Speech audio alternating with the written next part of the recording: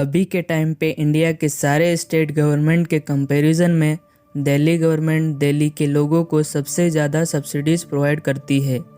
लेकिन इसमें इंडिया में दो ओपिनियन है। पहला ओपिनियन ये है कि लॉन्ग टर्म में सब्सिडीज़ प्रोवाइड करने के कारण दिल्ली को फ्यूचर में बहुत बड़े आर्थिक संकट का सामना करना पड़ सकता है। दूसरा ओपिनियन ये है कि ये तो जनता का ही पैसा है और जनता को ही जा रहा है। अपार्ट फ्रॉम पॉलिटिक्स, चलिए आइए जानते हैं कुछ फैक्ट्स के बेसिस पे कि इसका लॉन्ग टर्म में दिल्ली पे क्या इफ़ेक्ट पड़ सकता है।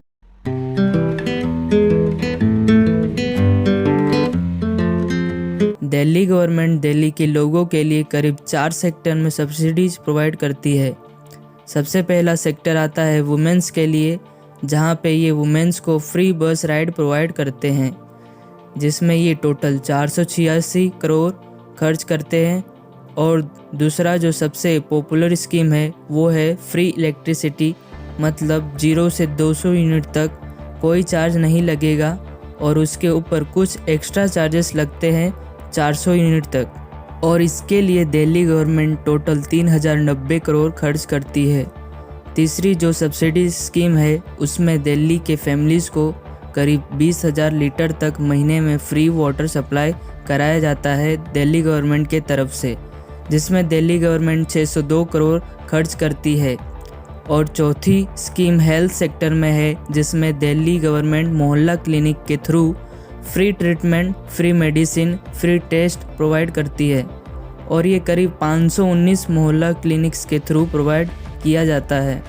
तो ये सारी सब्सिडीज़ को मिलाकर 4,943 करोड़ खर्च करती है फ्री सब्सिडीज़ के नाम पे।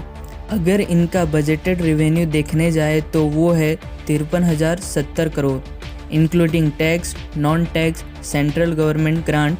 और दिल्ली गवर्नमेंट का एक्सपेंस देखे तो वो है 69,000 करोड़ था। अब ये जो इनकम और एक्सपेंस है वो थोड़ी ज़्यादा हो रही है। यहाँ पे दिल्ली गवर्नमेंट ने कैपिटल रिसिप्ट के थ्रू लोन लिया था करीब 9,285 करोड़ का।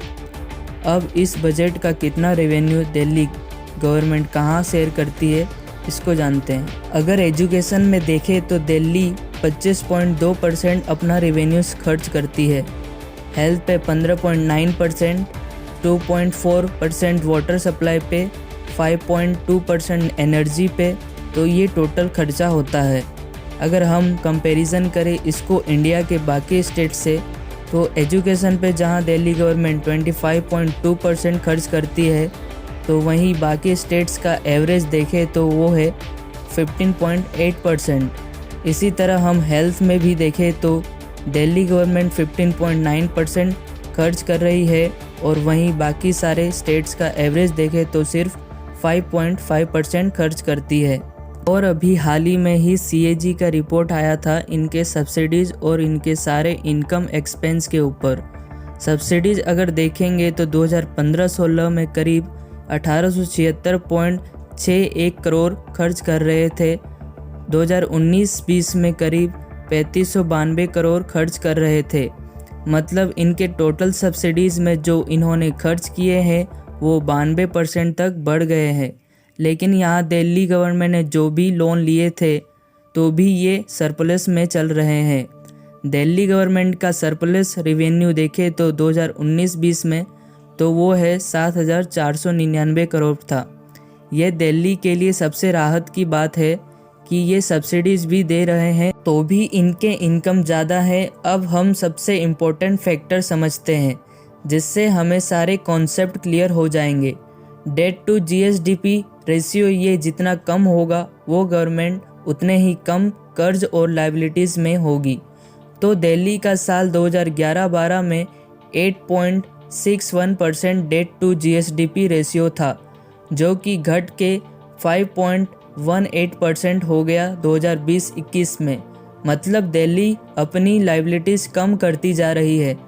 मतलब दिल्ली गवर्नमेंट प्रॉफिटेबल है। और यहाँ पे सबसे गौर करने वाली बात यह है कि इंडिया के बाकी स्टेट्स का क्या हाल है। तो सबसे ज़्यादा कर्ज और लायबिलिटीज़ में पंजाब है, जिसका डेट टू GSDP रेशियो करीब 53.3% है।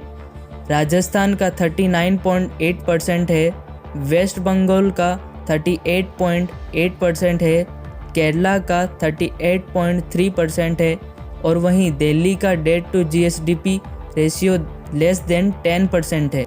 तो आप सभी के मन में ये सवाल उठ रहा होगा कि दिल्ली गवर्नमेंट इतना सब्सिडीज प्रोवाइड करने के बावजूद वो इतना प्रॉफिट में कैसे चल रही है और बाकी स्टेट गवर्नमेंट क्यों नहीं। तो आइए जानते हैं इसके पीछे दो बड़ी रीज़न है और लॉजिक्स है जो कि CAG के रिपोर्ट में आया था। और यहाँ पहला रीज़न ये है कि दिल्ली एक रिच स्टेट है। यहाँ के लोगों का पर कैपिटा इनकम वो है करीब 3,44,136 रुपया पर एनम और वहीं बाकी स्टेट्स का देखें तो वो है 1,28,829 रुपया पर एनम।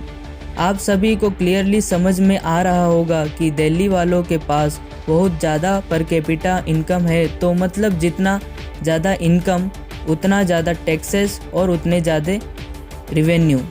बहुत बड़ा कारण ये भी है कि दिल्ली नॉर्थ इंडिया का सबसे बड़ा होलसेल मार्केट है, जिसके कारण दिल्ली के लोगों का इनकम बहुत बढ़ जाता है। अगर यहाँ पे दूसरा सबसे इम्पोर्टेंट रीज़न देखें तो दिल्ली के लोगों का जो पेंशन आता है वो सेंट्रल गवर्नमेंट प्रोवाइड करती है, न कि दिल्ली गवर्नमेंट, क्योंकि ये यूनियन टेरिटरी है। दूसरी चीज़ जो है दिल्ली की पुलिस का जो खर्चा होता है वो भी सेंट्रल गवर्नमेंट उठाती है, जिसके वजह से दिल्ली सरप्लस में रहती है। और अगर दिल्ली को इन सब का खर्चा खुद करना होता तब दिल्ली का भी डेट टू GSDP रेशियो बहुत ज़्यादा होता, जिस वजह से दिल्ली यहाँ पे बहुत इजीली अपने लोगों को सब्सिडीज़ दे सकती है। लेकिन ये चीज़ें पंजाब, राजस्थान, वेस्ट बंगाल में पॉसिबल नहीं है। तो यहाँ पे कन्फ्यूज़न समझने की कोशिश करें। दिल्ली जैसा स्टेट जो बहुत छोटा है और जहाँ पे रिच लोग बहुत ज़्यादा है और जहाँ पे टैक्सेस ज़्यादा है, वहाँ सब्सिडीज़ देना बहुत इजी है। और यही सब्सिडीज़ पंजाब में देने लगे दिल्ली गवर्नमेंट तो वो पॉसिबल नहीं है, क्योंकि पंजाब ऑलरेडी बहुत कर्ज में है और जिसके वजह से ऐसे स्टेट्स बहुत जल्दी बैंक करप्ट हो सकते हैं।